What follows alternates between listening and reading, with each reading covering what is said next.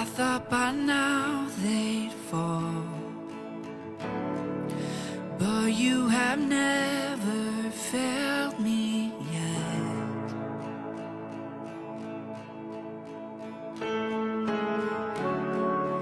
Waiting for change to come, knowing the battle's won, for you have never failed me yet.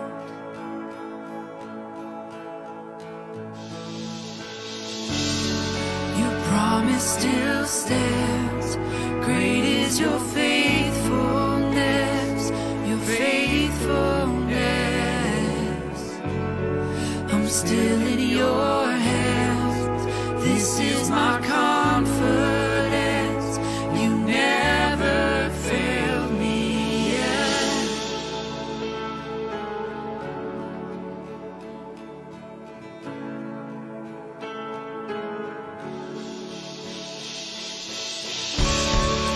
I know the night won't last, your word will come to pass, and my heart will sing your praise again.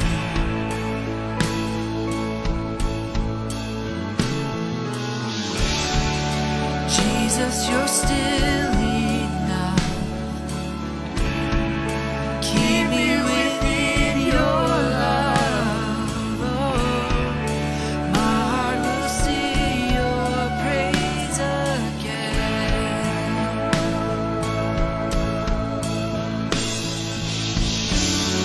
Your promise still stands, great is your faithfulness, faithfulness. I'm still in your hands, this is my confidence, you never fail. Your promise still stands, great is your faithfulness, faithfulness. I'm still in your hands, this is my confidence, you never failed me yet.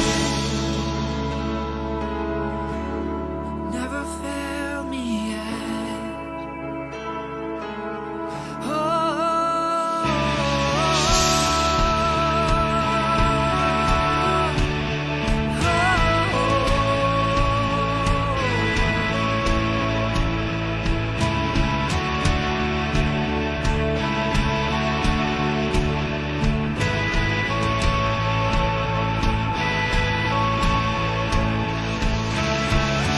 I've seen you move the mountains, and I believe I'll see you do it again. You made a way where there was no way, and I believe I'll see you do it again.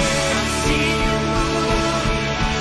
you move the mountains, and I believe I'll see you do it again. You made a way where there was no way, and I believe I'll see you do it again. I've seen you move the mountains, and I believe I'll see you do it again. Where there was no way, I'll see you do it again. I'll see you do it again.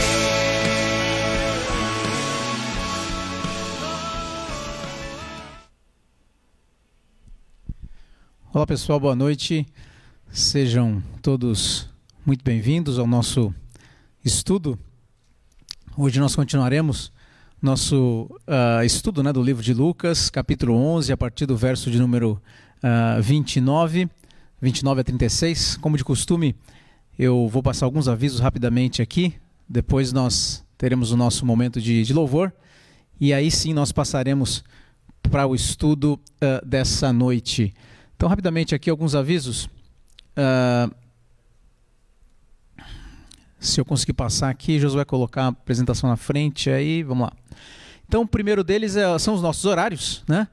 Lembrando que nós estamos presencialmente e online todas as sextas-feiras às 7 horas e também aos domingos às 11 horas, presencialmente aos domingos na nossa capela, que fica aqui no primeiro andar da Kensington, e às sextas-feiras no segundo andar, na sala 213.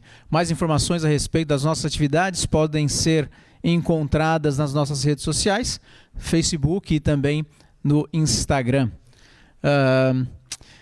Outro aviso que eu tenho aqui são sobre os pequenos grupos. Se você não faz parte de nenhum pequeno grupo ainda, eu gostaria de incentivá-lo a participar dos nossos pequenos grupos. Nós temos pequenos grupos de mulheres, de homens, de jovens. Enfim, nós temos várias oportunidades para participar dos pequenos grupos e que é uma atividade bem interessante, né? Nós ficamos mais pertinho ali uns dos outros, né?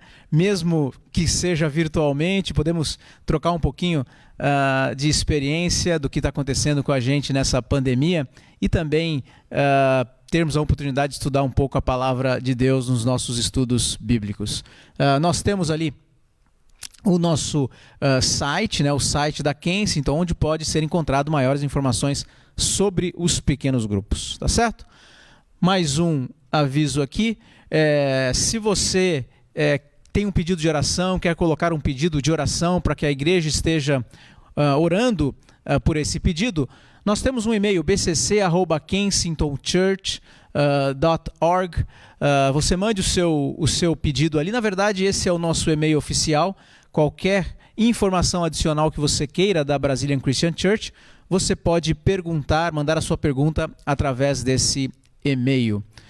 O que mais? Lembrando do nosso curso de oração, todas as quartas-feiras às 7 horas, somente online. O curso de oração ele não é presencial. Também gostaria de incentivá-los a estar conectando todas as quartas às 7 horas pelo Facebook e participar conosco desses momentos de oração.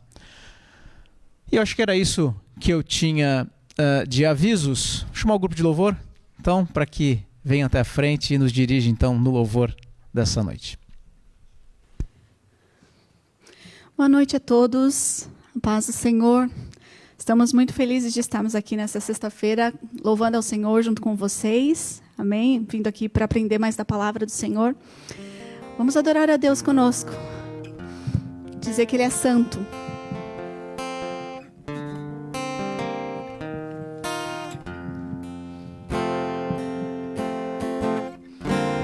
Ao erguermos as mãos para adorar e clamarmos a Ti, Tu virás, nós viemos aqui te adorar, Deus de graça e favor, és Tu,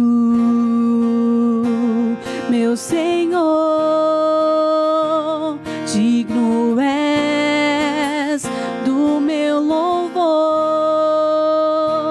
só Tu és, todos dirão que és Tu, sim, és Tu. Santo, santo é o Senhor, poderoso, santo somente o Seu nome é. Santo, santo é o Senhor, poderoso, santo somente o Seu nome é.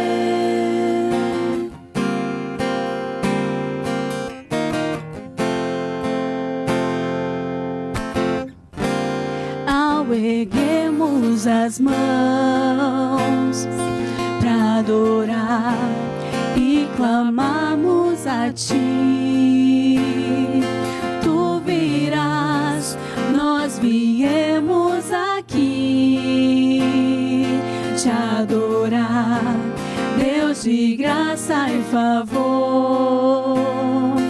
És tu, meu Senhor, digno és do meu louvor. Só tu és, todos dirão que és tu, sim, és tu. Santo, santo é o Senhor, poderoso. Santo, somente o teu nome é. Santo, santo é o Senhor, poderoso. Santo, somente o seu nome é. Ao erguermos as mãos e clamarmos a ti, tu virás até nós por tua graça e favor. Ao erguermos as mãos e clamarmos a ti, tu virás até nós por tua graça e favor. És tu,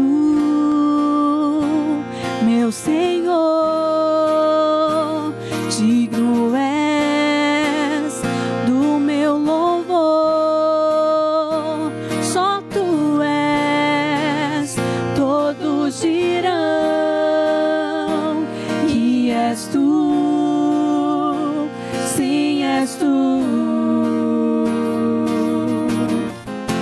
Santo, santo é o Senhor, poderoso. Santo, somente o seu nome é. Santo, santo é o Senhor, poderoso. Santo, somente o seu nome é. Ao erguermos as mãos e clamarmos a ti, tu virás até nós por tua graça e favor. Ao erguermos as mãos e clamarmos a ti, tu virás até nós por tua graça e favor. Aleluia! Vamos adorar esse Deus maravilhoso, amém? E essa segunda música é muito conhecida, é bem antiga. Porque Ele vive, a gente pode crer no amanhã. Porque Ele vive, a gente não teme, amém?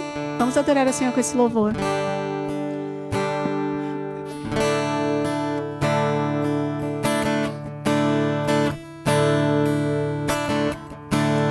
Deus enviou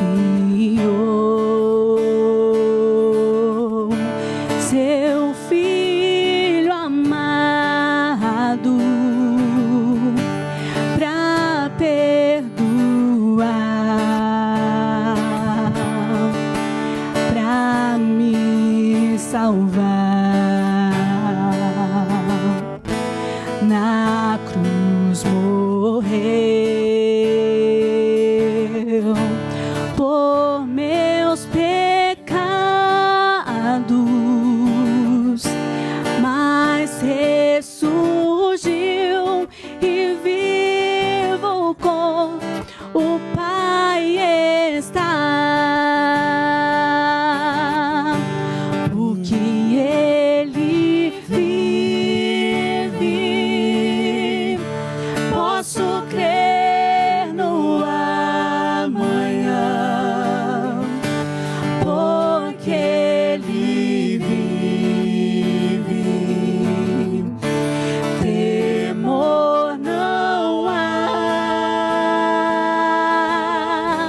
Mas eu bem sei que a minha vida está nas mãos do meu Jesus, que vive está. E quando enfim chegar a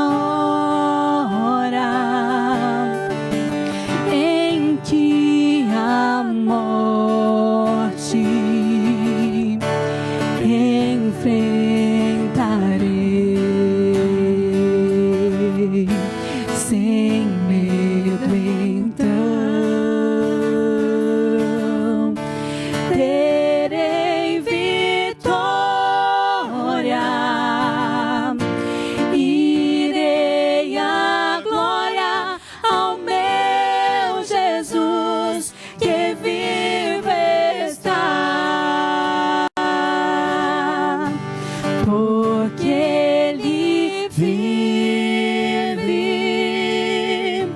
Posso crer no amanhã, porque Ele vive. Temor não há, mas eu bem sei, eu sei que a minha vida está nas mãos do meu Jesus que vive está. Mas eu bem sei, mas eu bem sei, eu sei que a minha vida está nas mãos do meu Jesus que vive está.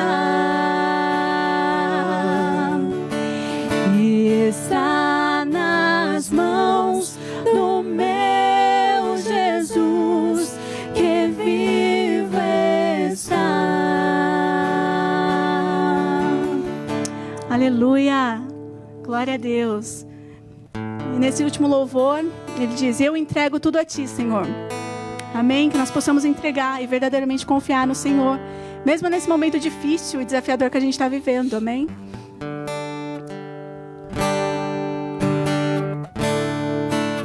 Te dou meu coração e tudo que há em mim. Entrego meu viver por amor a ti, meu Rei. Meus sonhos rendo a ti e os meus direitos dou. O orgulho vou trocar pela vida do Senhor. E eu entrego tudo a ti, tudo a ti. E eu entrego tudo a ti, tudo a ti.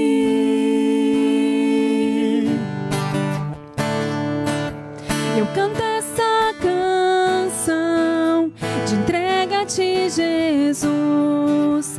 E o que o mundo dá, eu deixo aos pés da cruz, por conhecer a ti, a teu nome dar louvor, sentir tua alegria, partilhando tua dor.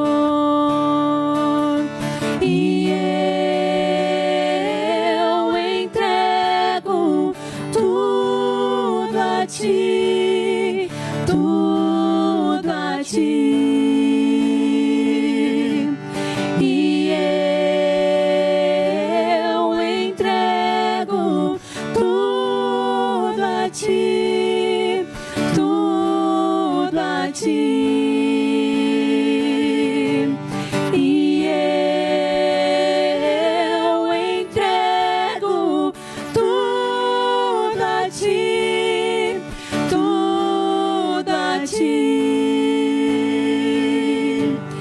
E eu entrego tudo a ti, tudo a ti. Te louvamos, Senhor, por esse momento maravilhoso na Tua presença, Pai. Nós entregamos tudo a Ti, Senhor. Nós confiamos no Senhor, Pai. Obrigada pelo Teu cuidado, Senhor. Obrigada pelo privilégio de podermos ser Seus servos, Papai, de podermos Te servir, Pai. Usa, Senhor, o pregador dessa noite, Senhor, para que nós possamos aprender tudo que o Senhor quer nos ensinar nesta noite, Pai. Fica conosco, receba toda adoração, todo louvor, em nome de Jesus. Amém.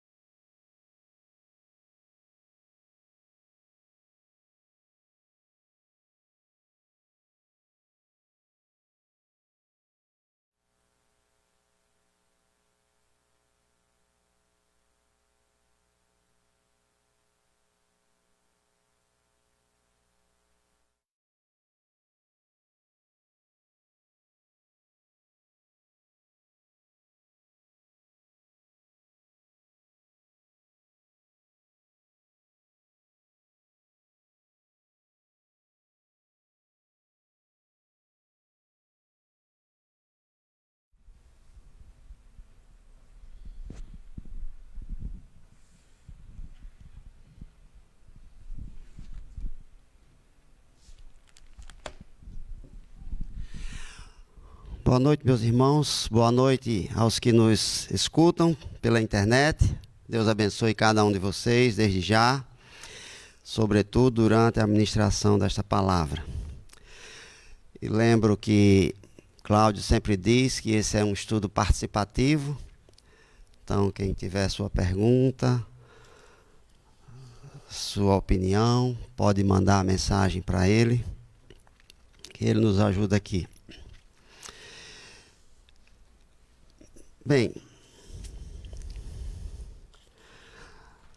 nós vamos então ler o texto base, que é Lucas 11, capítulo 29 e 36.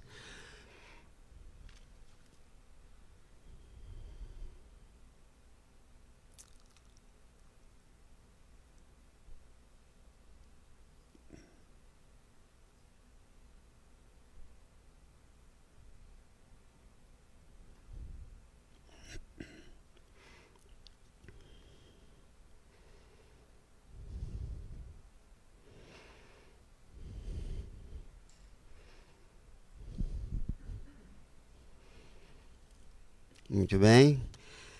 Então vamos fazer a leitura da Bíblia, que diz assim: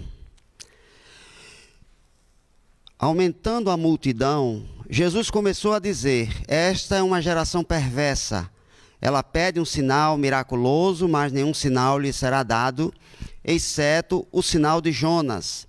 Pois assim como Jonas foi um sinal para os ninivitas, o Filho do Homem também o será para esta geração. A rainha do sul se levantará no juízo com os homens desta geração e os condenará, pois ela veio dos confins da terra para ouvir a sabedoria de Salomão. E agora está aqui o que é maior do que Salomão. Os homens de Nínive se levantarão no juízo com esta geração e a condenarão, pois eles se arrependeram com a pregação de Jonas. E agora está aqui o que é maior do que Jonas. Ninguém acende uma candeia e a coloca em lugar onde fica escondida, ou debaixo de uma vasilha. Pelo contrário, coloca-a no lugar apropriado, para que os que entram possam ver a luz. Os olhos são a candeia do corpo. Quando seus olhos forem bons, igualmente todo o seu corpo estará cheio de luz. Mas quando forem maus, igualmente o seu corpo estará cheio de trevas. Portanto, cuidado para que a luz que está em seu interior não sejam trevas. Logo, se todo o seu corpo estiver cheio de luz e nenhuma parte dele estiver em trevas, estará completamente iluminado, como quando a luz de uma candeia brilha sobre vocês. Vamos ficar em pé um momento e vamos fazer uma oração, por favor. Deus querido e Pai que estás nos céus, cujo Espírito Santo está em nós e está no meio de nós, nós suplicamos o teu favor nesta noite, durante a ministração da tua palavra, Deus, para que ela produza os frutos desejáveis, que glorificam o teu nome, que nos abençoam. Pedimos assim que seja, em nome de Jesus. Amém. Meus irmãos, podem se assentar.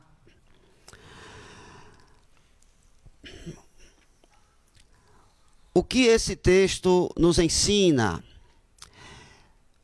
Eu vou ler agora o texto paralelo dos 2 primeiros versos de Lucas, que se encontram no Evangelho de Mateus, porque dá umas informações um pouco mais... boas informações. Mateus 12, de 38 a 40, que diz assim: Então alguns escribas e fariseus replicaram: Mestre, queremos ver de tua parte algum sinal. Ele, porém, respondeu: Uma geração má e adúltera pede um sinal, mas nenhum sinal lhe será dado, senão o do profeta Jonas. Então vejam, no Evangelho de Lucas, Lucas registrou apenas que aquela geração era má. O Evangelho de Mateus registra que Jesus diz que a geração é má e adúltera. Em Lucas diz que é perversa. Então, o que é que nos ensina aqui? Em primeiro lugar, aquela geração ali representada pela sua liderança religiosa, a principal liderança religiosa da época, que consistia em fariseus e saduceus. Eu vou dizer o que significa esses 2 grupos. Os fariseus eram uma elite espiritual, eram uma elite razoavelmente acadêmica, muito instruída. Eles conheciam com profundidade a lei de Moisés. E além da lei de Moisés, eles eram experts nas regulações criadas por líderes anteriores. Havia mais de 600 regras que os judeus deveriam cumprir, afora a lei de Moisés. Então, os fariseus, eles eram muito entendidos nisso tudo, e eles consistiam num grupo, segundo os historiadores, na época de Jesus, de cerca de 6.000. Eles eram muito rigorosos, eles eram o que nós chamaríamos hoje de extremistas, radicais. Eles eram religiosos, muito motivados, todos os detalhes para eles eram importantes de ser cumpridos de igual forma. Foi pensando neles que Jesus disse aquele famoso texto: Venham a mim, vocês estão cansados e sobrecarregados, e eu vos aliviarei. O cansado e o sobrecarregado não era necessariamente esse cansaço do dia a dia das pessoas. Era o cansaço do fracasso em tentar cumprir uma infinidade de regulações que ninguém cumpria. Por isso Jesus fala, e sobrecarregados, porque os fariseus sobrecarregavam as pessoas com essas exigências construídas historicamente por lideranças anteriores. E Jesus também disse outra vez que eles colocavam fardos pesados sobre os homens que eles não queriam mover nem com a ponta do dedo. Esses fardos pesados eram exigências contínuas, não é? sobre o povo. Então, eles se uniram aos escribas. Os escribas eram os copistas, digamos que eles eram os reprodutores dos textos sagrados. Eles viviam de copiar os textos sagrados. Então, eles também eram, na nossa linguagem de hoje, eles eram acadêmicos, eles eram estudiosos, certo? E eles se reúnem aqui como representantes de toda aquela geração, porque Jesus diz, uma geração pede sinal. Na verdade, era essa liderança religiosa. Por que eles pedem o sinal? Isso está de acordo com o contexto histórico dos judeus, porque os grandes homens de Deus do passado, eles apresentaram sinais extraordinários. Por exemplo, quando Deus comissionou Moisés, Moisés disse, o povo não vai acreditar em mim. Então Deus deu a ele uma autoridade para transformar o cajado numa serpente e para transformar as águas do Nilo em sangue. E quando Moisés estava defronte ao Mar Vermelho, com o exército de Faraó na sua retaguarda e o povo assustado, Moisés ora a Deus e Deus o censura e diz, Moisés, por que você está aí orando? Divida o Mar Vermelho e diga ao povo que marche, porque Moisés já tinha recebido de Deus o poder de realizar esses sinais extraordinários. Então, a linhagem dos grandes profetas, todos eles evidenciaram sinais extraordinários. Eliseu, Elias fez descer fogo do céu naquela disputa com os profetas de Baal. E outros profetas fizeram grandes milagres, não é? Então eles pedem a Jesus um sinal. Quando a gente olha no contexto anterior de Lucas,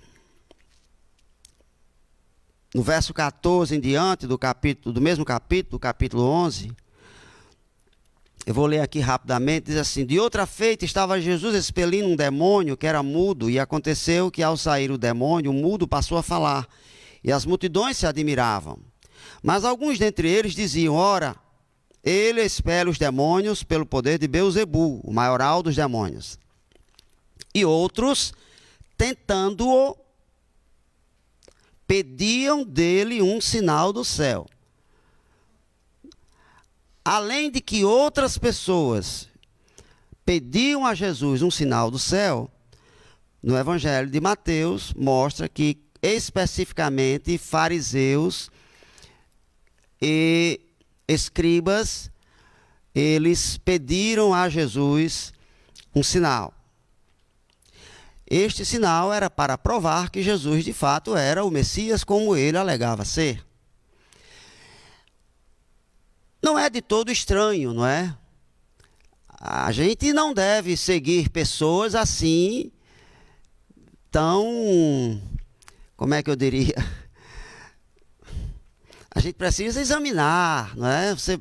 Para ouvir e acompanhar líderes, sobretudo líderes políticos, líderes religiosos, não é? A gente precisa examinar, não só as palavras, mas a conduta, a prática. Sobretudo os pregadores. Ninguém se filia a uma igreja assim, sem nenhum motivo. As pessoas examinam a história daquela igreja, a doutrina da igreja. As pessoas querem conhecer o pastor, conhecer a liderança, como é o governo daquela igreja. Afinal de contas, você vai fazer parte de algo que vai afetar a sua vida, da sua família. Você precisa ter precaução, precisa ter cuidados, não é? De forma que aqueles homens pedirem a Jesus um sinal, não era isso por si só reprovável. Jesus não os atendeu. Jesus, pelo contrário, Jesus os reprovou, porque eles pediram um sinal. Mas por que Jesus os reprovou?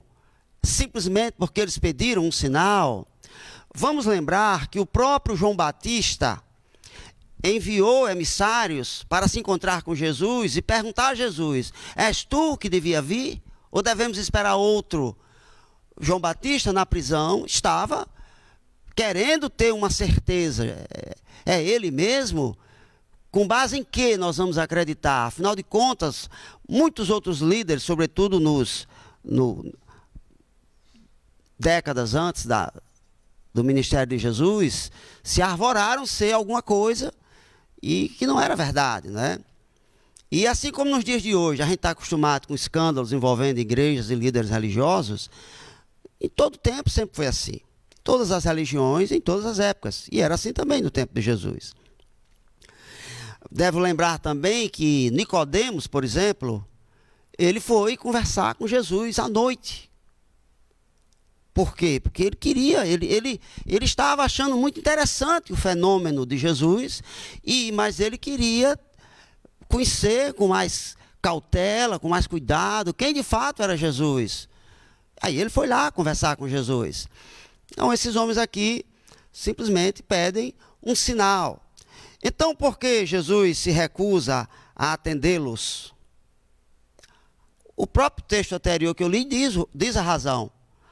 Porque eles pediam a Jesus um sinal, não era de boa vontade, não era com um coração sincero, não era alguém que diz assim: Senhor, nós queremos te seguir, mas nós estamos um pouco inseguros. É que o Senhor pode ser mais concreto, né? Afinal de contas, Jesus tantas vezes falava por parábolas e tudo mais. Olha, irmãos, quando o anjo anunciou a Maria que ela seria a mãe de Jesus, Maria perguntou ao anjo: como saberei isso? Não é? Do mesmo jeito, Zacarias, o pai de João Batista. Enfim, é natural que as pessoas,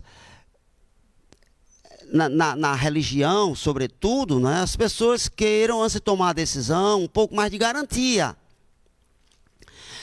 Mas há pessoas que pedem um sinal com uma motivação que não desagrada a Deus, e há pessoas que pedem um sinal com uma motivação errada que desagrada a Deus. Eu mesmo vou dizer aqui para vocês, eu passei 2 anos lendo a Bíblia, só curiosidade, eu não frequentava igreja nenhuma. E a partir da leitura da Bíblia, eu fui me convencendo que Jesus, primeiro que ele era alguém extraordinário, isso saltava à vista. Depois eu fui me convencendo que ele de fato era o Filho de Deus, o que quer que isso significasse. E eu fui me convencendo que eu precisava tomar a decisão com relação à minha relação com ele, ou para segui-lo ou para rejeitá-lo. Não dava para ficar assim, de longe, somente examinando. E a proporção que eu sentia que eu precisava me decidir intimamente e publicamente por seguir Jesus, eu fui ficando um pouco assustado. Porque eu tinha minhas dúvidas. E se isso for apenas uma fase da minha vida? Eu tinha o quê? 19 anos de idade. Certo? Eu era um estudante de física. Toda a ciência daquela época combatia qualquer crença em Deus. Além do mais, eu percebia que a minha decisão de seguir Jesus iria me levar para uma igreja evangélica. Porque o que eu já conhecia da igreja católica estabelecia muitas barreiras para mim, em termos teológicos, doutrinários, de governo, né? Eu sabia que eu não teria condições de ser um católico praticante, acreditar na virgindade de Maria, pós-parto de Jesus, a infalibilidade do Papa, enfim, muitas crenças e tradições católicas. Eu sabia que eu não poderia assumir, então eu digo, não tem jeito, eu vou ter que ir para uma igreja evangélica, é a minha alternativa. Mas eu ficava preocupado com a minha vida, eu tomava uma decisão dessa, e depois esse negócio não der certo, como é que vai ficar a minha imagem pública? Minha família toda primeiro vai se chocar comigo. Todo mundo de tradição católica, embora não praticantes. à universidade. Eu era um aluno com bastante destaque num curso de física da universidade. Depois, eu sabia o que se dizia na época, que quando um jovem se convertia a Cristo, geralmente era uma decepção amorosa, ou ele era um bandido criminoso, agora que queria refazer sua vida. Eu não era um bandido criminoso, mas era um jovem. Então, eu ficava logo aqui encucado. Vão dizer que eu estou com alguma decepção amorosa ou que eu fracassei na vida. Eram as três coisas que se diziam. Então, olha, eu mesmo sem ser convertido, eu orava, eu disse, Deus, olha, o Senhor me deu um sinal. Eu disse exatamente isso, eu não sabia nada disso. Eu disse, Deus, o Senhor me deu um sinal, porque a expressão que eu usei na minha oração, eu não quero entrar num barco furado. Certo? Se eu assumir uma coisa, é para valer. E uma decisão dessa é muito séria. Olha, irmãos, e meu pedido a Deus não foi reprovado, porque Ele me deu o sinal. Certo? E eu vou dizer qual foi o sinal, sim, não foi um milagre assim desses, mas foi um milagre na minha perspectiva. Aí pela primeira vez eu fui a um acampamento com jovens universitários e estudantes secundaristas, lá em Natal, numa lagoa famosa chamada Lagoa de Bonfim. E havia ali jovens de todo o Nordeste do país, cerca de 120 rapazes e moças. 120 rapazes e moças, dormindo todos quartos vizinhos, sem a presença de pais, sem a presença de adultos, a não ser os líderes do acampamento. E eu não vi, durante 4 dias, de tamanha intimidade, eu não vi atividade sexual, eu não vi pornografia, eu não vi maconha rolando, nem cigarro, e nem... Enfim, as coisas que eu sabia que caracterizavam os encontros dos jovens. Eu conhecia a minha geração. Eu sabia que era impossível você pegar 120 jovens universitários secundaristas, colocar no ambiente confinado de acampamento 4 dias sem que essas coisas que eu citei não acontecessem intensamente. E eu fiquei espantado vendo aqueles jovens ali, conversando, brincando, sorrindo, falando da vida, do dia a dia, sem esses ingredientes que eu citei. E ali no 4º dia eu disse, Deus, eu estou convencido. A única coisa que pode transformar jovens assim, só pode ser o Senhor na vida deles. Porque outro motivo não é. E ali eu intimamente me entreguei a Jesus. Senti uma mudança, uma paz invadindo meu coração, um peso enorme sendo tirado das minhas costas, uma alegria inundando meu ser, ali silenciosamente observando aquilo tudo. Então, eu pedi a Deus um sinal. Deus não se desagradou do meu pedido, porque ali era um coração sincero, dizendo, Deus, me ajude. Como aquele pai disse, Senhor, eu creio, me ajuda na minha falta de fé. E o pedido de sinal desses escribas e fariseus, porque foi rejeitado por Jesus, aqui está dito, verso 16. E outros, tentando-o, pediam dele um sinal do céu. A motivação era hipócrita, era cínica. Eles não queriam um sinal de Jesus para ajudá-los a crer. Eles simplesmente queriam colocar Jesus num canto de parede. Assim como um dos ladrões crucificados ao lado de Jesus pediu a Jesus um sinal também, não foi? Não disse, és tu o Cristo, salva-te a ti mesmo e a nós também. E as pessoas que passavam lá na frente da cruz diziam a mesma coisa. Salvou os outros, salve-se a si mesmo, se de fato é de Deus, se Deus quer bem a ele. Aquelas pessoas, bem como esse ladrão, não estavam interessados em receber ajuda para de fato crer. A atitude era de zombaria, era de desdém. Além do mais, Jesus já havia feito vários milagres. E aqui no contexto, a partir do verso 14, eu li, Jesus curou, não é, um homem surdo, mudo e endemoniado. Jesus curou e eles viram aquilo E não obstante aquele sinal maravilhoso, eles disseram: ora, ele expele os demônios pelo poder de Belzebu, o maioral dos demônios. Olha, meus irmãos, a história dos líderes religiosos do tempo de Jesus, o tempo todo foi assim, tentando desacreditar as palavras e as obras de Jesus. Então ali, não era pessoas dizendo: Jesus, me ajude a crer. Eram pessoas dizendo: nós não cremos em ti de jeito nenhum, porque a decisão já está tomada aqui no coração. Certo, irmãos? Então foi por isso que Jesus não só se recusou a atendê-los, como Jesus os reprova. Assim como o ladrão que pede a Jesus que ele desça da cruz milagrosamente e o salve também, Jesus respondeu com silêncio. Não disse nada. E Jesus respondeu com silêncio aquelas pessoas lá embaixo que zombavam dele, dizendo: salvou os outros, salve-se a si mesmo, se de fato Deus lhe quer bem. Jesus respondeu com silêncio. E quando a autoridade política também desafiou Jesus, ele respondeu com silêncio. Irmãos, a hora da gente falar e a hora da gente calar. A hora da gente responder com palavras e a hora da gente responder em silêncio. Porque não há mais o que fazer. Sabe? Não há o que dizer. Às vezes eu estou evangelizando pessoas, ou pelo menos conversando sobre a Bíblia, sobre Jesus. Chega um ponto que eu digo: cara, não adianta, o cara está fechado mesmo. Tudo que eu digo ele distorce, ele desvia e tal. Jesus disse: não jogueis vossas pérolas aos porcos, não é? Há um limite. O quanto você pode falar do evangelho para algumas pessoas, há um limite. O próprio Jesus estabelece esse limite.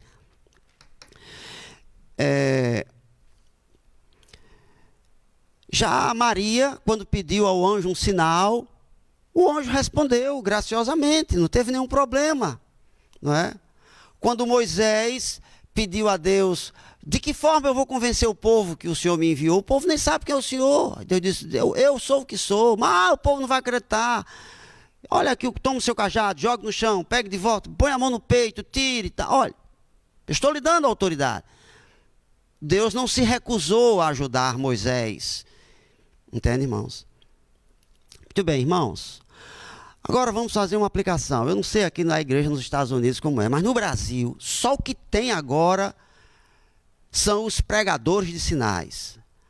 E o povo vai para as igrejas, não é para adorar a Deus, é em busca de sinais. E é sinais num contexto de uma cultura de produção de riqueza.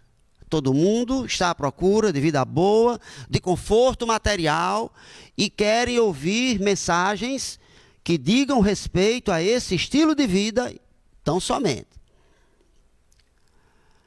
E muitos pregadores estão pregando aquilo que o povo quer ouvir. Certo? Isso aconteceu com Jesus. Certa vez disseram: duro é o teu discurso, quem o pode suportar? E as multidões foram se retirando, porque não suportaram o que Jesus estava pregando para elas. Até que Jesus se vira para os discípulos e diz: porventura quereis vós também me abandonar? Como se dissesse: a hora é essa. E aí Pedro disse: Senhor, para quem iremos? Só tu tens palavra de vida eterna. A gente até que acha o discurso duro também, mas não tem outra alternativa, não é? O Senhor não nos dá alternativa, só o Senhor tem essas palavras de vida eterna. Então, Jesus chama aquela geração, o caráter dela, de uma geração má, adúltera, quer dizer, infiel a Deus, e perversa. Esta geração foi a mesma geração que sacrificou Jesus, que pediu a ele, que pediu uma autoridade invasora que sacrificasse Jesus. Daí a sua maldade, perversidade, né?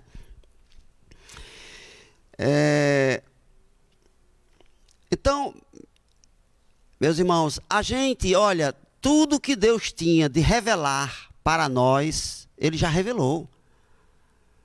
Está na Bíblia, da primeira à última página, quando João encerrou o cânon lá do Apocalipse, disse: Maranata, ora vem, Senhor Jesus. Ali, meus irmãos, se encerrou a revelação de Deus para nós.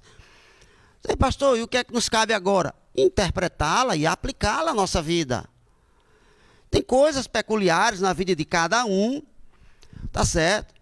Que cada um, em oração, em orando, meditando, se aconselhando, vai discernir qual o caminho que Deus está apontando para ele. Vamos supor, vocês todos, ou quase todos, talvez, tenham vindo do Brasil morar aqui. Não há um versículo na Bíblia dizendo, sai do Brasil e vá para os Estados Unidos. Tem, pastor? O senhor veio porque encontrou um versículo na Bíblia dizendo que saísse do Brasil e viesse morar nos Estados Unidos? São outros critérios, não é? São outros critérios que você vai avaliar vários aspectos, várias circunstâncias, aspectos naturais, aspectos espirituais, entende? Aí, no final, você vai precisar experimentar aquilo que Paulo disse, seja a paz de Cristo árbitro em vossos corações. Você tem que dizer, eu estou em paz. Eu passei por um processo assim. Minhas filhas vieram para cá há muito tempo. E eu me recusava, resistia. Não, resistia. Chegou um ponto que eu disse, não tenho mais como resistir, está na hora. Né? Está na hora de pedir esse green card, não tem mais como resistir. Aí eu senti paz. Analisei outros aspectos, senti paz. Mas no que diz respeito, irmãos, à vida espiritual, Deus já revelou o que Ele tem para nós, certo? A gente não vai para a igreja para pedir a Deus revelação. A gente vai à igreja para adorar a Deus. E ao adorar a Deus, em espírito, em verdade, segundo esta palavra, Deus se revela na relação com a gente, trazendo paz, trazendo alegria, trazendo convicção, trazendo segurança, não é? Mas não é uma palavra nova, senão o cano não estaria encerrado. Eles pediram a Deus, a Jesus, um sinal e pediram com uma motivação essencialmente pecaminosa, para desacreditar Jesus, para tentar Jesus. Então, Jesus responde a esse apelo fazendo um paralelo entre ele e o profeta Jonas, ou melhor, entre a missão de Jesus e a missão do profeta Jonas. O paralelo para por aí. Porque Jonas foi um profeta rebelde. Ele recebeu a missão de Deus e ele se recusou, vocês sabem disso? E ele pegou o navio para ir em sentido contrário. E foi preciso um trabalhar de Deus até quebrantá-lo, até que ele no ventre de um grande peixe se quebrantasse e orasse a Deus, pedindo misericórdia, e Deus manda o peixe vomitá-lo na praia, e de lá ele vai à cidade de Nínive, pregar a palavra de Deus, e ainda assim, relutante, recalcitrante, e vocês sabem do resultado, uma cidade inteira arrependeu-se a começar pelo seu rei. Isso nunca na história da humanidade se conhece um caso assim. Esse país aqui, a história mostra que teve vários avivamentos. Mas, irmãos, nunca uma cidade inteira se converteu. Milhares de pessoas se converteram, os avivamentos que houve aqui, na Inglaterra, na Escócia, certo? Mas a cidade de Nínive, toda a cidade se arrependeu e se converteu a partir do rei. E então, assim como Jonas foi pregar numa cidade ímpia, Jesus veio proclamar as boas novas para uma geração, como ele diz aqui, má, adúltera e perversa. É claro que nem todos eram assim, porque o próprio Jesus disse, naquela parábola do semeador, que a semente cai em 4 tipos de terrenos, né? Há, por fim, o terreno adequado, preparado para receber a semente, e a semente germina e produz a 30, 60 e assim por um. Mas aquela liderança, especificamente, que estava ali tentando Jesus, né, caracterizava essa geração má, adúltera e perversa. A segunda Então, Jesus faz esse paralelo. Ele está trazendo a memória daquele povo. Olha, aquilo que aconteceu lá na cidade de Nínive, com o profeta Jonas. Eu estou numa missão semelhante aqui. Eu estou aqui para pregar para pessoas de coração endurecido.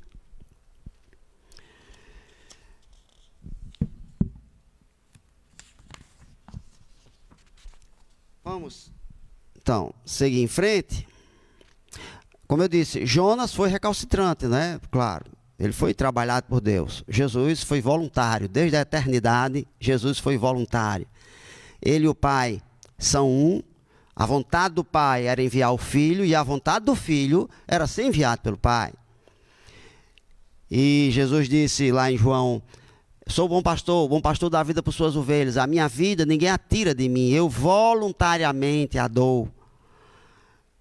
Então, Jesus era o enviado de Deus, o Filho de Deus, enviado e ao mesmo tempo voluntário. Mas vamos em frente agora, Lucas 11, versos 21 e 32. Assim como Jonas passou 3 dias no ventre do peixe, deixa eu ainda falar sobre isso. Jesus aqui, ele diz: essa geração pede um sinal, nenhum sinal lhe será dado senão o de Jonas, porque assim como Jonas foi sinal para os ninivitas, o Filho do Homem será para esta geração.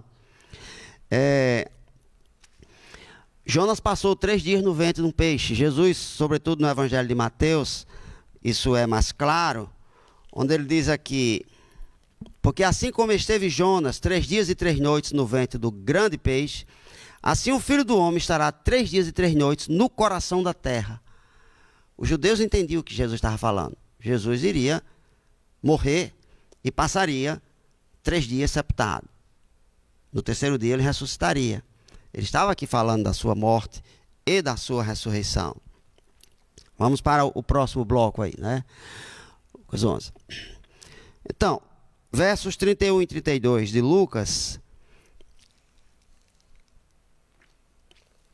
Eu vou ler aqui. A rainha do sul se levantará no juízo com os homens desta geração e os condenará, porque veio dos confins da terra para ouvir a sabedoria de Salomão, e eis aqui está quem é maior do que Salomão.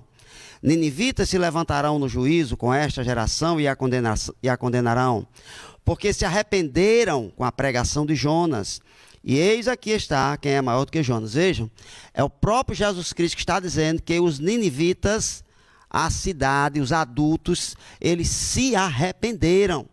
Não foi uma encenação. Verdadeiramente se arrependeram. A cidade de Nínive só foi destruída 150 anos depois. Outra geração respondeu pelos seus próprios pecados. Mas aquela geração que se arrependeu não sofreu o juízo de Deus. Certo? Bom, o que é que Jesus, então, nos ensina aqui nesse texto, irmãos? Em primeiro lugar, a certeza de um juízo vindouro. Verso 31, não é? A rainha do sul se levantará no juízo. Verso 32, ninivitas se levantarão no juízo. O juízo, portanto, ele é certo e ele é vindouro. A gente não sabe quando, mas sabe que ele virá. E antes que ele venha, Deus manifestará julgamentos parciais sobre a humanidade, através de fenômenos naturais, enchentes, seca, pandemias como essa. Tudo isso faz parte das manifestações do julgamento de Deus sobre a humanidade, não é? Nós tivemos no passado o dilúvio, que foi um julgamento contra a geração daquela época, mas também um sinal para todas as gerações futuras. Porque o Deus que julgou a geração de Noé, deixando claro o motivo, que todo homem havia desviado o seu caminho, os homens eram maus, etc, etc. E isso, obviamente, como Deus não muda na sua santidade, no seu caráter, isso é um lembrete, inclusive o arco-íris, né? É um lembrete do dilúvio. Isso é um lembrete para todas as gerações de que exercitar juízo está sempre na mesa de Deus. E aqui os profetas falaram disso abundantemente, de juízo vindouro. E Jesus falou várias vezes sobre o juízo de Deus. Tem aquela parábola que ele, lá em Mateus 24, que dizem: mestre, nós fizemos isso, isso e isso no teu nome. Ele diz: apartai-vos de mim, malditos, nunca vos conheci. Ide para o fogo eterno reservado para o diabo e seus demônios. Jesus fala outras parábolas, separação dos cabritos das ovelhas, não é? Enfim, aqui ele está dizendo claramente que haverá um juízo e que a rainha do sul, que é a rainha de Sabá, era rainha de um estado hoje na África, que corresponde ao Iêmen, ali na Península Arábica. Essa rainha ouvira falar da sabedoria de Salomão e do reinado dele, dado por Deus, porque não foi só a sabedoria de Salomão. A fama é que a sabedoria de Salomão fora um dom dado por Deus. Não foi simplesmente porque ela queria conhecer um homem sábio. Um homem com uma sabedoria extraordinária, que era um dom dado por Deus, antecipadamente. Então esta rainha saiu lá da sua terra, viajou cerca de 2.000 quilômetros para conhecer Salomão, encontrar Salomão, atestar por si mesma esse dom extraordinário que Deus havia dado a ela, porque ela creu. Mas olha, antes, sim, ela não fora convidada. Ela ouvira falar. A fé vem pelo ouvir, e ouvir a palavra de Deus, não é? Por isso que a gente deve pregar, anunciar, porque as pessoas vão ouvindo, e a palavra de Deus, ela penetra, uma espada, 2 gumes, e vai, mudando a mente das pessoas. E os ninivitas se levantarão nesse juízo. Então, tanto a rainha de Sabá como os ninivitas. Isso apenas Jesus está citando 2 exemplos. Mas por extensão, em função de toda a revelação da Bíblia que a gente já conhece, todos aqueles que creram na palavra de Deus, em toda a história humana, não só a rainha de Sabá e não só os ninivitas, todos, os profetas, os patriarcas, Noé, todos eles serão testemunhas contra os ímpios no dia do juízo. Na carta de Paulo aos Coríntios, capítulo 6, verso 2, ele diz que nós, os santos, julgaremos o mundo. Nós. Aqui Jesus está falando da rainha de Sabá, dos ninivitas. Paulo estende a compreensão dizendo que toda a igreja, ela será testemunha e participará do julgamento contra o mundo. Irmãos, a mensagem do juízo não é uma mensagem comum nos dias de hoje. Novamente eu digo, eu não sei aqui nos Estados Unidos, mas no Brasil, há anos que eu não escuto uma pregação, esses pastores midiáticos, sobretudo, que a gente pode ouvir em casa, não escuto um deles falar do juízo de Deus. Só se fala do que você pode receber de Deus. E o que pode receber de Deus não é em termos de bênçãos espirituais, porque Paulo diz que nós fomos abençoados em Cristo Jesus com toda sorte de bênçãos espirituais nas regiões celestiais. A ênfase da bênção no Evangelho é espiritual. O mais que nos faz bem, Deus acrescenta se quiser. Mas a ênfase é bênção espiritual. A justificação pela fé, a salvação pela graça mediante a fé, a adoção de filhos, ser amigo de Deus, ser filho de Deus, ter o Espírito Santo habitando em você, ter a mente de Cristo, ter o Espírito Santo lhe ajudando ao longo da sua vida, santificando você homeopaticamente, para que cada vez mais você seja mais parecido com Jesus Cristo. Lapidando devagar e sempre, não é? A paz de Cristo, uma mente serena, porque confia no Senhor, a esperança de vida eterna, a esperança da ressurreição, a certeza de que um dia esse mundo ímpio, que persegue a igreja, que pratica o mal, será julgado. Mas o foco da mensagem foi desviado. Nos dias de hoje, os pregadores, na grande maioria, no Brasil, enfatizam o conforto material, enfatiza você viver confortável aqui nesse mundo, adaptado a esse mundo, de forma que você não incomoda o mundo, nem o mundo lhe incomoda. Oh, irmãos, quando uma igreja não incomoda mais o mundo, ela já perdeu, já não é mais sal. Ela deixou de ser sal e luz há muito tempo. O apóstolo Paulo diz: todo aquele que quer viver piedosamente padecerá perseguição. Impossível um filho de Deus abrir a boca nessa geração má, adulta e perversa, como Jesus disse, que era da sua época, que não é diferente da de hoje. E você anunciar a palavra de Deus, denunciando os pecados estruturais e em todas as áreas da vida, e você não ser perseguido. Palavra do apóstolo, não é minha. Jesus disse: eis que eu vos envio como ovelhas para o meio de lobos. O que acontece? Joga uma ovelha para o meio do lobo para ver o que vai acontecer com ela. Jesus disse: assim como o mundo me odiou, odiará vocês também. Não tem como a igreja ser amiga do mundo e o mundo ser amigo da igreja. Quando isso acontece é porque a igreja já se afastou de Deus.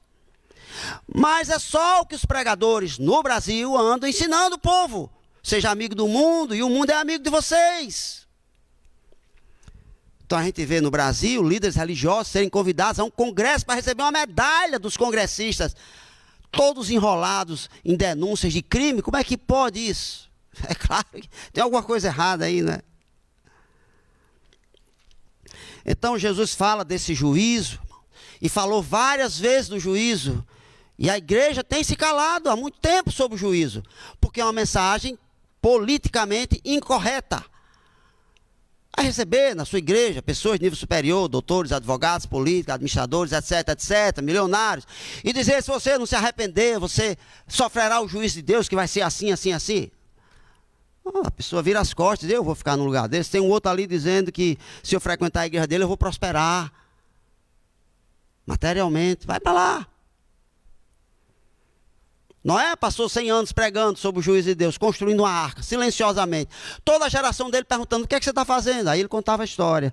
Deus apareceu a mim, disse que vai ser assim, assim, assim, assim. Que conversa, ninguém sabe nem o que é chuva, vai cair água do céu aqui. Mas um dia o juízo veio. Então a gente precisa voltar a falar sobre o juízo no evangelismo pessoal, nas pregações, nas igrejas, porque Jesus falava disso, sem nenhum pudor. Ele diz aqui para aquela liderança religiosa: haverá um juízo, e a rainha de Sabá, chamada Rainha do Sul, e os ninivitas, que os judeus odiavam, porque eram inimigos de Israel, se levantarão e vão condenar essa geração. Precisa falar, irmãos. Qual o médico que recebe um paciente e sabe que ele está com um gravíssimo problema de saúde, vamos pensar num câncer, e diz: olha, precisa extirpar isso aqui. Se eu não extirpar, você vai morrer. A gente precisa ter a coragem de alertar as pessoas que elas estão caminhando para o inferno. Não precisa ser agressivo nem grosseiro para falar isso. A gente tem que falar isso do mesmo jeito que a gente fala do amor de Deus. Porque a fé vem pelo ouvir. O sermão mais famoso na história da igreja, pelo menos depois do lado de Pedro, no Pentecostes, né, foi pregado aqui nessa terra, aqui nessa região das 13 colônias, por um puritano chamado Jonathan Edwards, que iniciou um grande avivamento. Sabe qual era a mensagem do sermão dele? Pecadores nas mãos de um Deus irado. Olha só que mensagem. Onde é que você escuta mais mensagem desse tipo hoje em dia? Ninguém quer falar disso, não.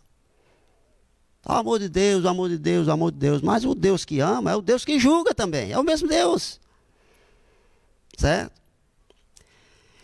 Diz os historiadores que os ouvintes de Jonathan Edwards, e a mensagem era lida, né? Ele tinha uma deficiência visual grande, então ele lia assim muito perto do texto, que enquanto ele ele recitava a sua mensagem, as pessoas foram tomadas por uma sensação de que estavam caindo no inferno, se seguravam nas pilastras da igreja, nas paredes, e começaram a clamar desesperados, porque a sensação é que estavam realmente, de fato, caindo num abismo do julgamento de Deus, não é? Bem, Jesus, então, nesse texto, nos dá a certeza de um juízo vindouro. A gente não sabe quando, mas ele virá. E quem não for lavado pelo sangue de Jesus, perecerá. Pode ser quem for. Assim como no Egito, quem não tinha o sangue do cordeiro aspergido no umbral da porta, o anjo do Senhor, quando passou ali, ele entrava naquelas casas e sacrificava o primogênito de cada casa, dos egípcios, inclusive dos animais. Sinal claro do juízo de Deus, não é?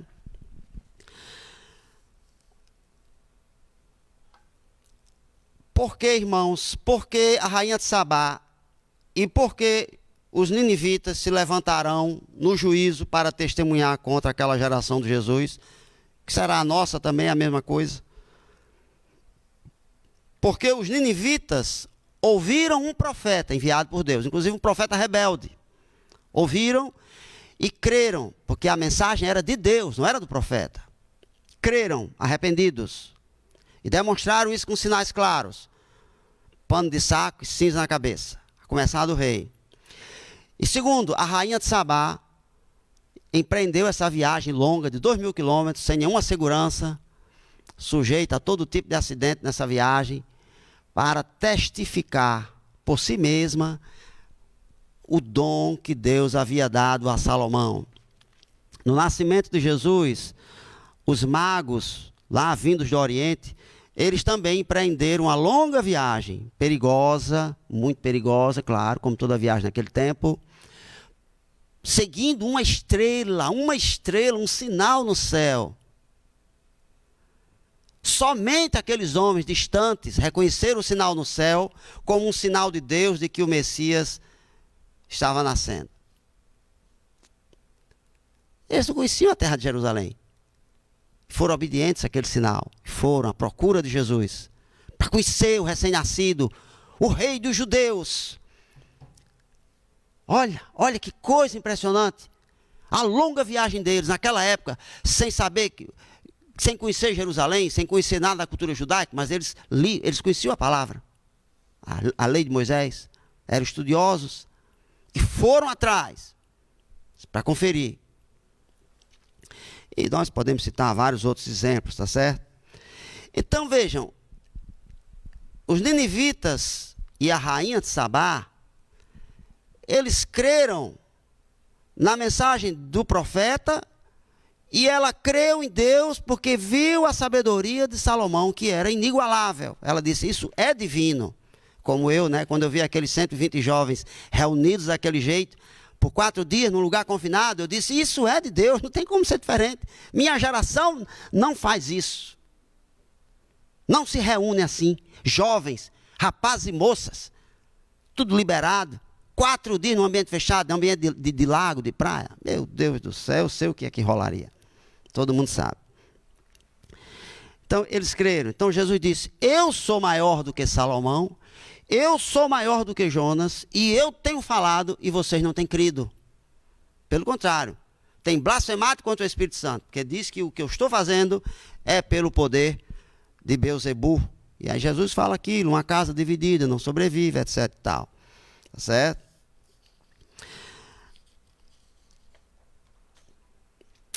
Por último, irmãos, Lucas 11, 33 a 36,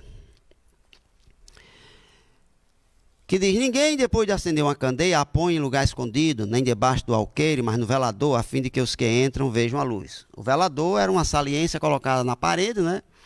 Eu frequentei fazenda décadas atrás, onde não havia luz elétrica, eu sabia muito bem o que era isso, né? Havia uma reentrânciazinha, ou uma saliência, onde se colocava ali a lamparina, para iluminar a casa toda, né? A região do interior lá do Rio Grande do Norte. Então, é claro, a luz, quando ela é acesa, o objetivo é iluminar o ambiente. Certo? Então, vemos aí, o objetivo de Deus em nos revelar a verdade é qual? É para a gente viver na luz e ser luz.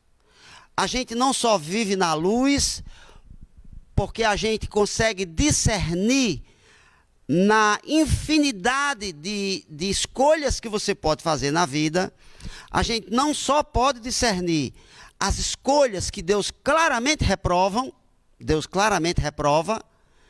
das escolhas que Ele não reprova,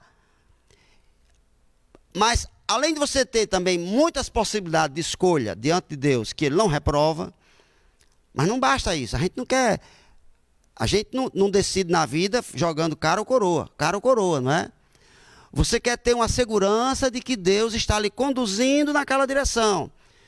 Então você tem essa possibilidade, porque você tem o Espírito Santo habitando em você. Você tem a mente de Cristo que lhe capacita a pensar como Cristo pensaria se estivesse naquela situação. Então você não só anda na luz, Salmo 119, 105 diz, aquele versículo tão conhecido, né? Das crianças também. Lâmpada para os meus pés é a tua palavra, luz para o meu caminho, né? Porque você tem aqui uma palavra objetiva que, em sendo conhecida na sua totalidade, vai lhe ajudar a discernir os caminhos que Deus aprova, que Deus reprova, e dentre os caminhos que Deus aprova, qual aquele caminho que Deus quer que você enverede nele, né? Jesus é o bom pastor conduz as ovelhas. Não existem acidentes na nossa vida, não existem acasos na nossa vida, não existe karma na nossa vida, não é? Existe providência. Deus providencia o que nós precisamos, nos guia no caminho que devemos andar. Mesmo quando a gente às vezes não compreende de imediato, vai compreender tempos depois. Então, viver na luz. Ninguém, depois de acender uma candeia, põe em lugar escondido, mas no velador, a fim de que os que entram vejam a luz. Meu irmão, minha irmã, vocês estão me ouvindo. Uma vez que você conheceu a palavra de Deus, não tem mais saída. Você agora é responsável para iluminar outras pessoas. Seja anunciando a palavra, seja você vivenciando a palavra na sua vida. Não tem como ser diferente. A luz foi acesa em nós. Devemos iluminar a vida de outros.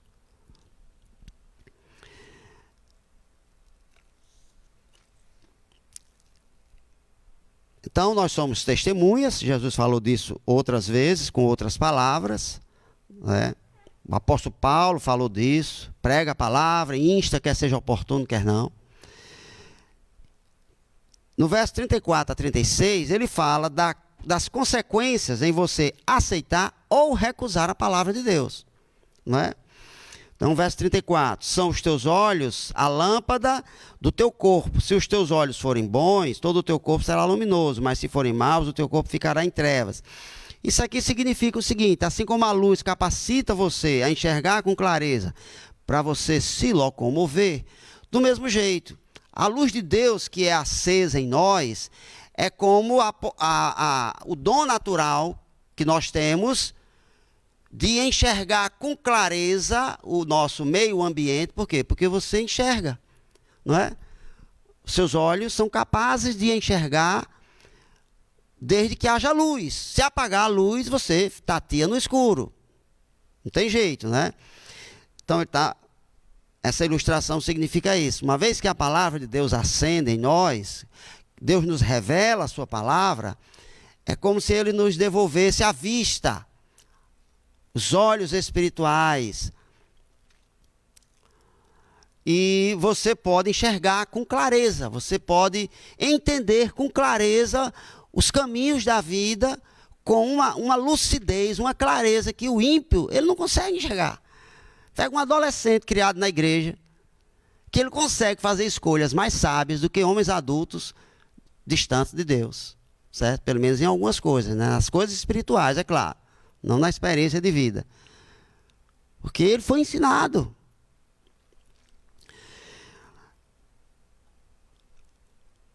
Então, a palavra de Deus, o conhecimento da palavra de Deus, o ler esta palavra o mais que você puder e meditar nela de dia e de noite, como disse Deus para Josué, medita nesta palavra de dia e de noite, é o que vai determinar quanta luz ou quanta trevas há na sua vida. Quanto mais você ajustar a sua vida à palavra de Deus, mais sua vida é luminosa, seu corpo é luminoso. Aqui é interessante essa ideia de corpo luminoso, que isso é difícil a gente perceber o que é corpo luminoso. Olha, irmãos, Paulo diz assim, todos pecaram e destituídos estão da glória de Deus. Isso quer dizer, nós fomos destituídos da glória de Deus por causa do pecado. E Adão e Eva, antes de pecar, eles não eram destituídos da glória de Deus. Eles tinham a glória de Deus sobre ele. Então, Adão e Eva foram criados seres luminosos. Realmente, havia uma glória. A glória de Deus habitava o corpo deles, literalmente. O pecado os destituiu dessa glória, bem como a todos nós. Por isso que aquela sensação de nudez tomou conta deles, porque eles perceberam que aquele manto glorioso que os envolvia desapareceu. E aí, Paulo vai dizer que depois, quando Jesus voltar, nós seremos glorificados novamente. Quer dizer, nós voltaremos a ser revestidos de um manto glorioso. E enquanto isso, nesse processo de santificação que nós vivemos, quanto mais da palavra houver na sua vida, mais você é luminoso. De alguma forma espiritual, você é luminoso. Para encerrar, no verso 35, ele faz uma advertência, né? Repara, pois, que a luz que há em ti não sejam trevas. O que quer dizer isso? Jeremias falou isso muito tempo atrás. Ele disse, desesperadamente, enganoso mais do que todas as coisas, é o coração humano e desesperadamente corrupto. Já tem um ditado popular que diz que o inferno está cheio de gente, como é, de boa vontade, né? Irmãos, não basta a gente acreditar que está certo. Não basta a gente acreditar que tem boa intenção. Né? De boa intenção o inferno está cheio, uma coisa assim. Nós não somos capazes de avaliar bem o próprio coração. Quem é que pode avaliar, pastor? A palavra de Deus. Ela, lâmpada para os pés, luz para o caminho, espada de dois gumes. Entende? Nós temos que examinar a nossa vida à luz dessa palavra. Não importa que você diga, mas eu estou me sentindo em paz. Você está sendo em paz num caminho que claramente Deus reprova. Como é que você pode? Mas eu estou em paz. Está enganado. Então ele diz, repara, pois, que a luz que há em ti, que luz é essa? A luz da presunção.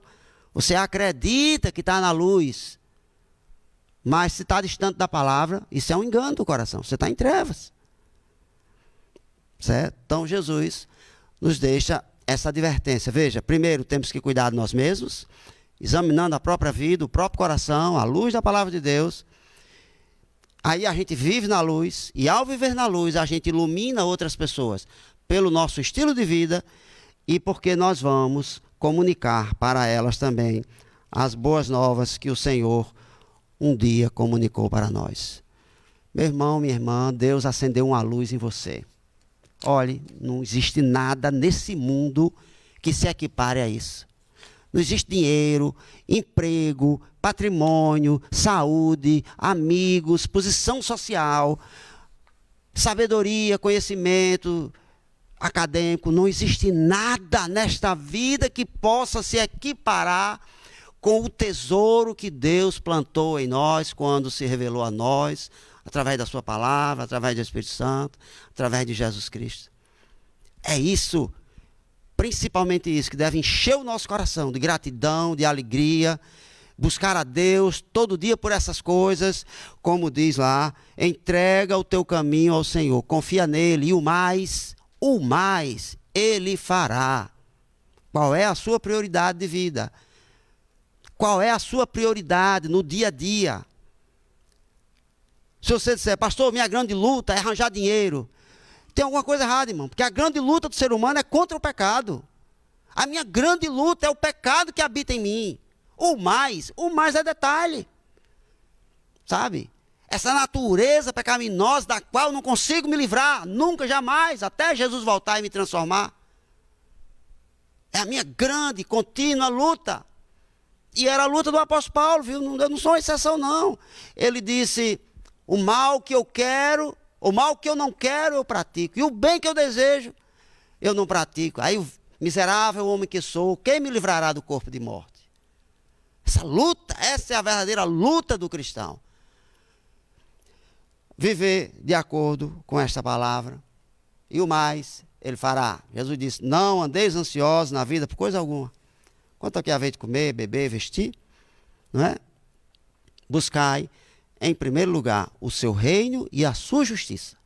As demais coisas serão acrescentadas. Deus abençoe a todos. Sou grato a Deus por esta oportunidade. Amém. Pastor?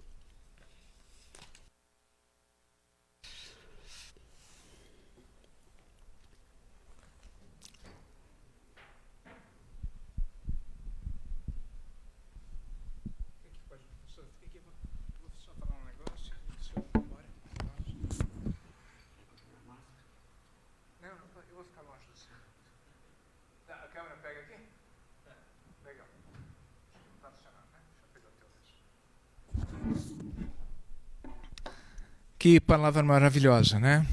E o pastor estava falando, eu estava pensando, né, que o Espírito Santo vai conversando com a gente, né? Pedir um sinal. Ele falou, olha para Jonas, né, que ele ficou 3 dias e ele sabia que ele ia ficar 3 dias também, né? E aí ele muda de assunto. Ele começa a falar de ser luz. De ser luz. E a gente olha as notícias, parece que não tem luz mais, né, pastor? Até na televisão, até às vezes quando vê alguma igreja na televisão, você fala, onde que está a luz aqui, né? A luz está em Jesus. E quando o senhor falava, né, eu comecei a pensar no dia do Pentecostes. A igreja, Jesus tinha subido para o céu, e aí a luz foi embora, né? A luz foi embora, e ficou a igreja. E eles não sabiam o que fazer. Aí fizeram um sorteio para escolher um substituto de Judas. Eles não sabiam o que fazer, vamos fazer um sorteio, vai. Acho que Deus até conduziu aquele sorteio. Mas passou um momento que o Espírito Santo desceu sobre a igreja. E o sinal que o Senhor deu para eles naquele dia foi uma língua de fogo. Eu não sei se aquilo foi visual, se foi... Como é que foi aquilo? Eu não entendo. Um dia a gente vai ver o filme disso lá no céu, né? E interessante que eles não saíram dali fazendo milagre. A gente viu muito milagre na igreja depois, o senhor falou sobre isso, né? Mas eles saíram dali com a vontade enorme de pregar o evangelho, de ser luz. E naquele dia, 3.000 pessoas se converteram. Porque o Espírito Santo de Deus, a luz do nosso Senhor Jesus Cristo, né? Porque nós não temos nada de nós mesmos, né? Nós somos que nem a lua, né? A gente reflete a luz do sol, né? Se a gente está virado para o lado certo, a gente está refletindo aquilo que Jesus tem para a gente. Então, gente, eu estou saindo daqui extremamente queimando e desafiado. Desafiado. Que nós, como igreja, nós temos que ser luz. A gente vive no mundo de trevas. No mundo de tristeza, de notícia, de traição. E aí tem eleição, você olha para os dois lados, qual que é o menos pior dos dois? A gente anda num mundo de trevas, não é verdade, pastor? Mas nós somos a luz desse mundo. A gente tem que deixar de olhar as notícias, deixar de olhar... Não que a gente não precise se formar, mas a gente tem que voltar na palavra de Deus, voltar na oração e voltar a sentir aquele desejo que aquela igreja, cheia do Espírito Santo e cheia de luz, fez. Eles começaram a falar de Jesus. Eles começaram a levar a mensagem de boas novas. O juízo é parte da mensagem, mas acima de tudo, que ele foi preparar um lugar para aqueles que neles creem, né? Pastor, muito obrigado. Me senti desafiado. Ora por nós, pastor. Deus abençoe a tua vida. Ó Deus querido e Pai que estás nos céus, cujo Espírito Santo habita em nós, e oramos também a Ti, Jesus, que está sentado à direita do Pai, intercedendo pelo Teu povo. Quero Te agradecer por este momento, com esses irmãos, com todos os que nos ouvem. Quero Te agradecer a oportunidade de compartilhar esta palavra, ó Deus, nesse mundo de dor, de tristeza, de desencanto, de decepção, nesse mundo de fracasso, nesse mundo de doença, nesse mundo de morte, nesse mundo de guerras, de fomes, nesse mundo, ó Deus, de tantas trevas. O Senhor acendeu uma luz em nós. Ao longo da história, o Senhor nunca deixou o mundo sem o testemunho do Senhor, do poder do Senhor, da santidade do Senhor, do amor do Senhor. Nós não temos palavras para expressar a nossa gratidão, ó Deus, porque recebemos de Ti esta revelação da palavra. E recebemos com a salvação o dom do Espírito Santo, ó Deus.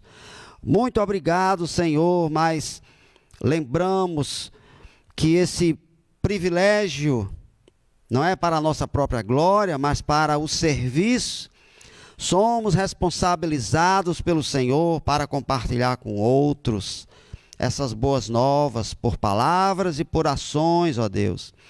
Ajuda-nos, ajuda-me, ajuda a tua igreja nos dias de hoje a ser uma igreja que testemunha, uma igreja, Senhor, que mostra ao mundo a luz do Senhor, a glória do Senhor, que mostra ao mundo que a esperança está naquele que ressuscitou dos mortos, em Jesus Cristo, teu Filho amado. Mostra, ó Deus, ajuda a tua igreja a buscar em primeiro lugar o teu reino e a tua justiça. Como diz o salmista, se o meu povo me ouvisse, eu de pronto lhe abateria o inimigo e o saciaria com mel mais doce, com o trigo mais fino. Mas o meu povo não quis me ouvir. Deus, abre os nossos ouvidos, abre o nosso coração. Não precisamos de outro sinal, a não ser o sinal da cruz. Uma cruz vazia, ensanguentada, e um túmulo vazio que não pôde reter o corpo de Jesus. Por isso que o teu apóstolo diz que Deus prova o amor, o seu amor por nós, tendo Cristo morrido na cruz, sendo nós pecadores.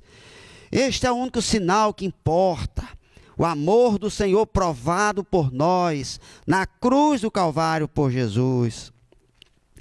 Ó Deus, que a tua igreja se abra para te buscar a comunhão com o Senhor, o gozo, a alegria e o poder do Espírito Santo, ó Deus, não só para suportar as lutas desta vida tenebrosa, mas para, ó Deus, levar a fé àqueles que estão escravos do pecado, da ignorância e das trevas. Que seja assim, meu Deus, que o Senhor nos atenda por misericórdia, em nome de Jesus. Amém.